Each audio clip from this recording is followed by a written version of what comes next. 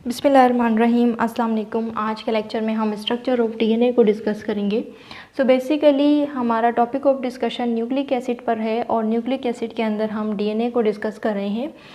Watson and Crick model of DNA इसे कहा जाता है। In 1953 James Watson and Francis Crick suggested ladder type organisation of DNA. 1953 के अंदर James Watson and Francis Crick दो researchers थे जिन्होंने डीएनए के स्ट्रक्चर को प्रेजेंट किया और उन्होंने ये कहा कि डीएनए का जो स्ट्रक्चर है वो एक लैडर लाइक है, यानी कि सीढ़ी की तरह है। वो किस तरह है वो अभी हम डिस्कस करेंगे। Each molecule of DNA is made up of 2 polynucleotide chains और स्ट्रैंड्स। उन्होंने ये कहा कि डीएनए का जो मॉलिक्यूल है वो 2 पॉलीन्यूक्लियोटाइड चेन से मिलकर बना हुआ है, which are twisted around each other and form a double helix, जो एक दूसरे के साथ ट्विस्टेड है और वो डबल हेलिकल स्ट्रक्चर देता है, यानी कि डीएनए का 3D स्ट्रक्चर है जो कि डबल हेलिकल स्ट्रक्चर होता है।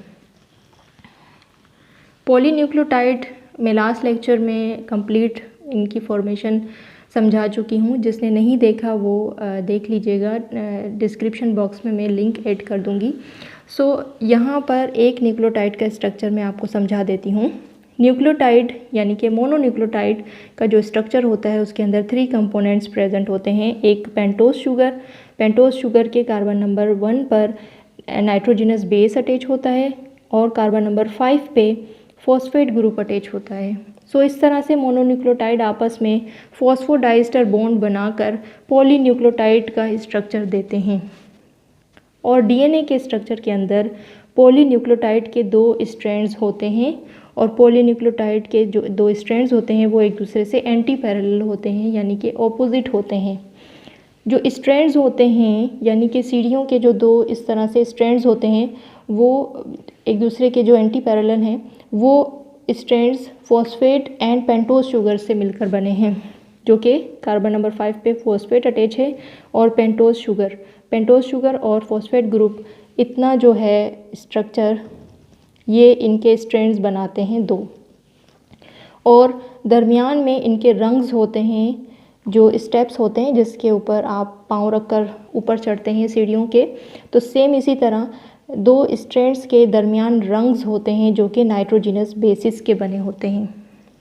यहाँ पर इनके दरमियान नाइट्रोजनस बेसिस की आप देख रहे हैं कि यहाँ पर इनकी कम्बिनेशन हो रही है। तो यहाँ पर बॉन्ड बन रहा है जिसके अंदर थाइमीन हमेशा एडनिन के साथ बॉन्ड बनाते हैं। डबल बॉन्ड स्ट्रक्चर होता है जिसको वीक हाइड्रोजन बॉन्ड कहते हैं। और ग्वानिन हमेशा साइटोसिन के साथ ट्रिपल बॉन्ड बनाएंगे।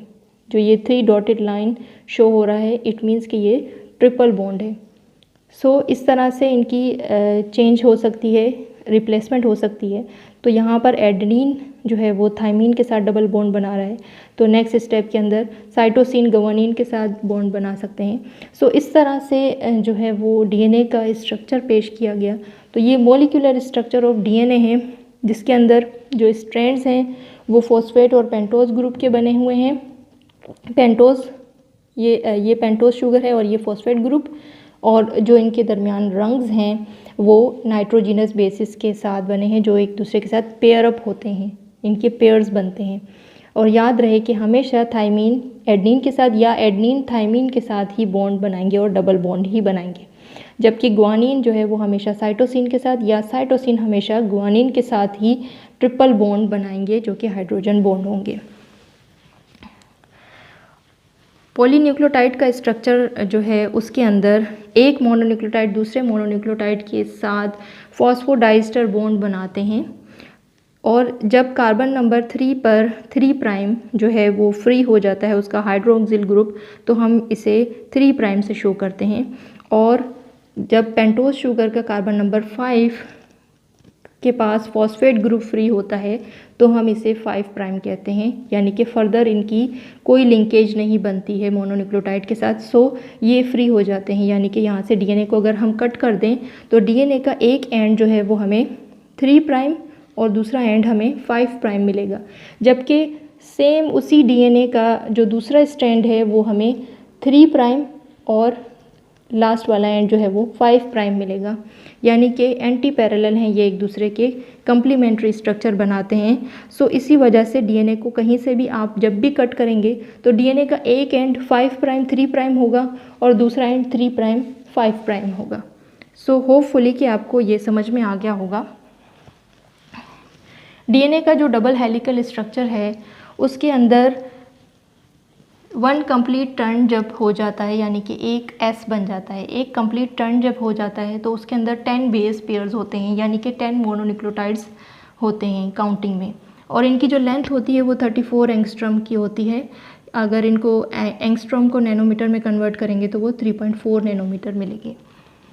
जबकि इनके दो नाइट्रोजिनस बेसिस के दरमियान जो इनकी विड्थ होती है वो 3.4 एंगस्ट्रॉम की होती है, यानी कि 0.34 नैनोमीटर में होती है दो नाइट्रोजिनस बेसिस की। या तो फिर हम इस तरह भी कह सकते हैं कि एक मोनोन्यूक्लियोटाइड का दूसरे मोनोन्यूक्लियोटाइड के दरमियान जो डिफरेंस होगा वो 3.4 एंगस्ट्रॉम का होगा।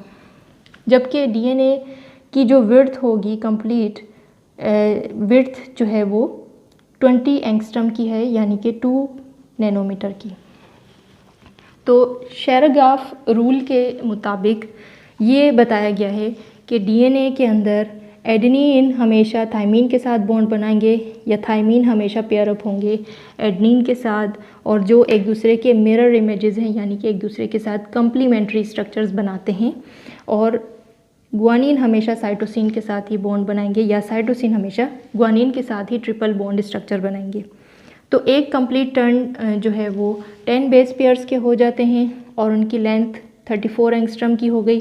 इनकी विड्थ जो है वो 3.4 एंगस्ट्रॉम की है और इनकी डीएनए की जो विड्थ है वो 20 एंगस्ट्रॉम की है।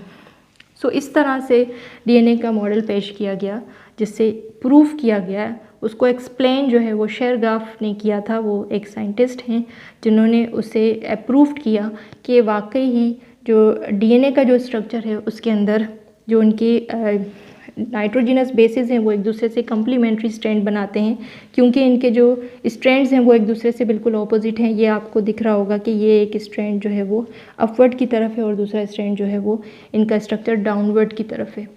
सो होपफुली कि आपको ये लेक्चर समझ में आ गया होगा। अगर इस लेक्चर के हवाले से कोई क्वेश्चन हैं तो आप कमेंट सेक्शन में कर सकते हैं। Thank you so much for watching. अल्लाह हाफिज़।